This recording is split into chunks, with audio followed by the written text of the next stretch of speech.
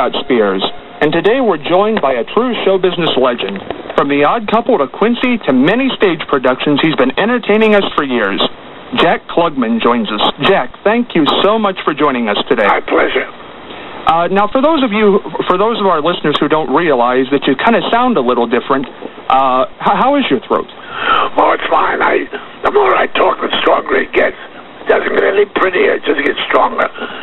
But I had an operation in 1989 where they removed the right cord. But Tony Randall brought me back to the theater, and I'll be eternally grateful to him. Well, that sounds like an interesting story. How did that happen? Well, when I had the operation, I thought I was through. I could hardly whisper. I had no sound at all. And he came to visit me in the hospital, and I said, I lost my voice. He said, well, let's face it, Jack, you never did sound like Richard Burton anyway. And then he said, if and when you're ready to come back, we'll find the venue for you. And I said, yeah, you're going to find a venue for an actor without a voice. But he did. 3.5 years later, he brought me back to the theater to do one performance of The Odd Couple. It raised $1.5 million for his theater, and it brought me back to the theater, which is what I love. I don't like film or television. Wow, that's great. Now, was that first time going back on stage? Were you nervous with the change in your voice? Well, all the cast had told me that my voice was wonderful, that it would last. But when I went on, and I said the first line, and the people paid $25,000 for 10 seats. It was a charity. And I went on and I said the first line, and I could hear them moving around in their seats. They couldn't hear me. And I got so angry. I was angry at myself and Tony Randall and the cast for lying to me. But about 1.5 minutes, 2 minutes later, they said, what do you have to eat? I said, I have green sandwiches and brown sandwiches. They said, what's the green? I said, it's either very new cheese or very old meat. And the audience laughed. And I knew they had adjusted their hearing. And they heard me. And it was just the best evening of my life. Best evening. Wow, that's great. Now, when did you realize you wanted to be a performer? Oh, when I got out of the Army, I was 23 years old. And I didn't want to be. I just thought you had to be born a certain way to, a certain station in life to be an actor. But I owed a loan shark some money. He had turned the debt over 2 collectors. I had the GI Bill. So I said, well, now's a good chance to try it. So I went, and I studied acting. Wow, that's an interesting story. That's a different way to get into show business. Yeah, well, there are many, many ways. Yeah. Now, how did The Odd Couple come about? Because I know so many people have such fond memories of that show, and yet that show wasn't really a hit when it was on. Well, I replaced Walter Matthau on Broadway for 4 months. We went to do a movie called The Cookie Fortune, or Fortune Cookie or something, and I replaced him. And it was standing room only, and it was a wonderful play. Funny play. But then when they were going to do it as a television show, Tony Randall had been on the road with Mickey Rooney, so he wanted Mickey to do it. But Gary Marshall fought for me, so I thought he had seen me when I replaced Walter Matthau.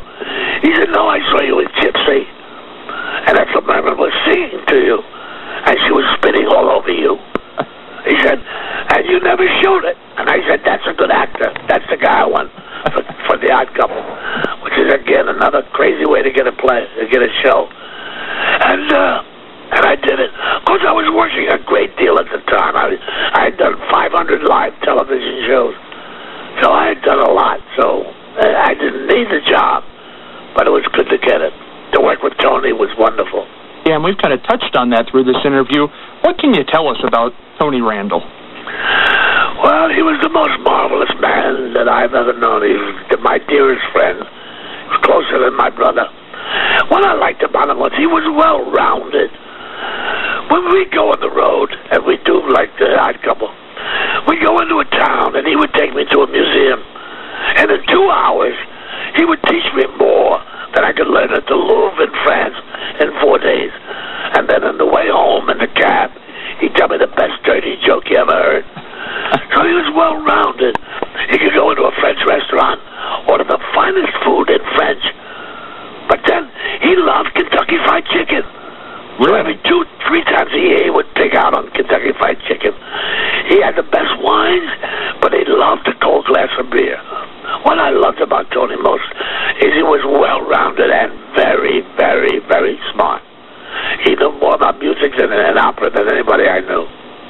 was such a great actor. Oh, and he was a good actor. You had to work with him to know how good he really was. Because he made it look like it was nothing. He never cared about billing. We never thought about money. We always wanted to show the scene to be the best that it could be. He was wonderful that way.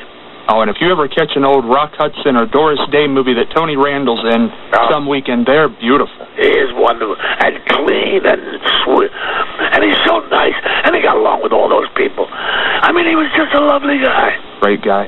Now, the other signature role that I think a lot of people remember you from is the TV series Quincy. How did that come about? Well, I was established and I had done Odd Couple. And they sent me the script. And I always wanted to be a muckraker. And that was perfect. Because Quincy's two heroes in one. He's a cop and he's a doctor. And I said, this guy could be a muckraker. So that's what I did. I went in and the guy who co-created it said, yes, we'll do shows like that. But he never did. He did Cops and Robbers, so I quit. And then but the ratings were good, so they said, what do you want? I said, I want him out. They said, but he co-created it. He's the producer. But he was very shrewd. He got a lot of money to get out. I saw him about a year later. He came up to me at a party. He said, hello. I said, why do you say hello? You know I don't like you. You know, I don't like what you stand for. He said, stay well. You're making me rich. But I then turned it into a muckraking show. Shows in which I could adjust any bad things that were happening in the society. And that's what I did. I would steal from 60 Minutes. I would take headlines from the papers. And when I would get a letter from a woman saying, you saved my daughter's life, when we did the child syndrome, I forget the name, this infant death syndrome show, she said, I wouldn't have known what to do, but I saw your show, and I knew what to do. Well, that was worth more than ratings, more than money, more than anything. And that's what it was good for me. Oh, Quincy was really a good show, and I think sometimes people forget about that, but it was a really great show, definitely loved by the fans. Well, it went on about 8 years, and I really worked hard on that. I was the boss.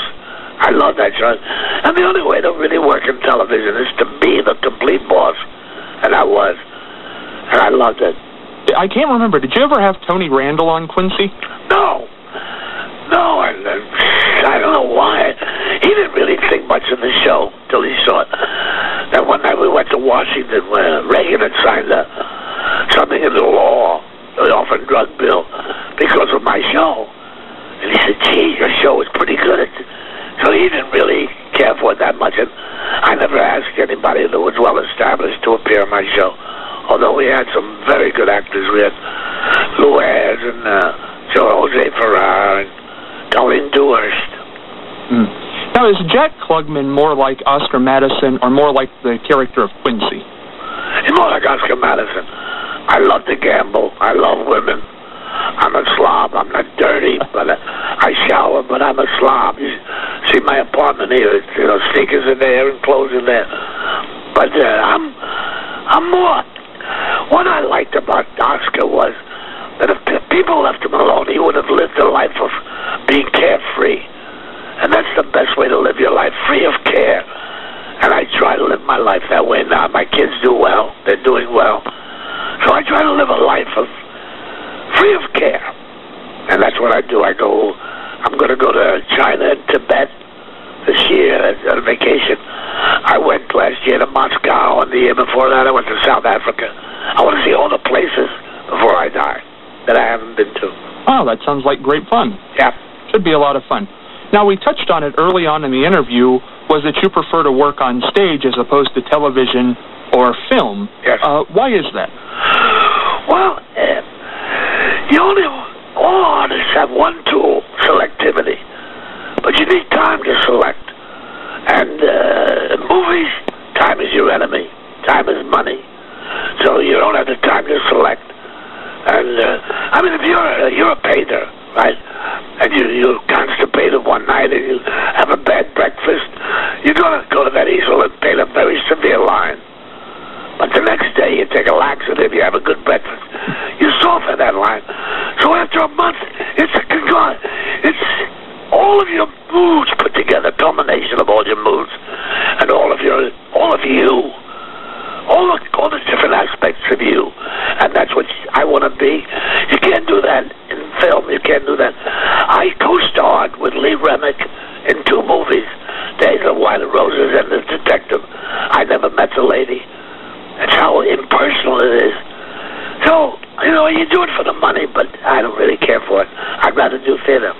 rather do theater.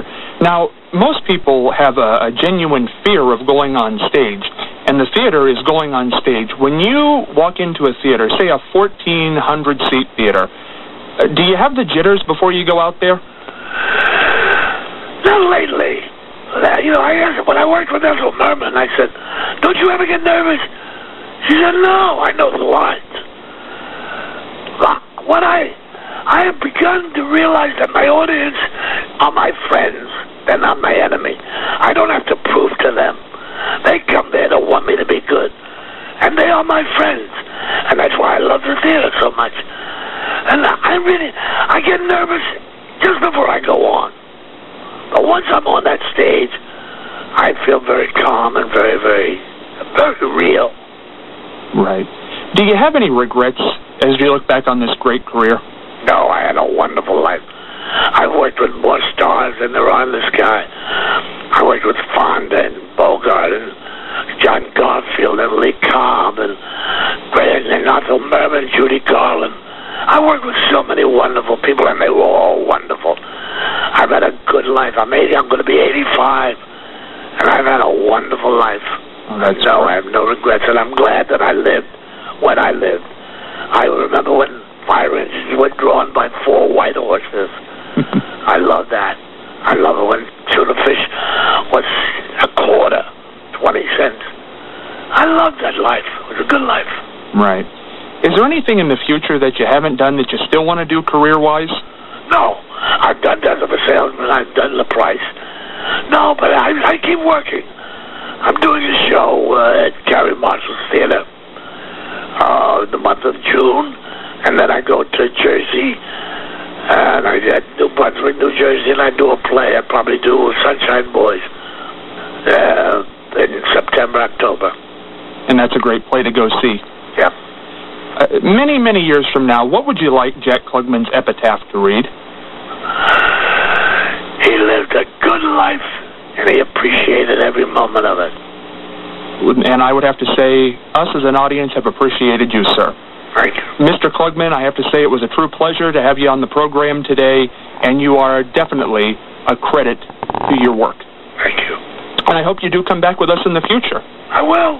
This has been Scott Spears, WMRN 1490, since 1940.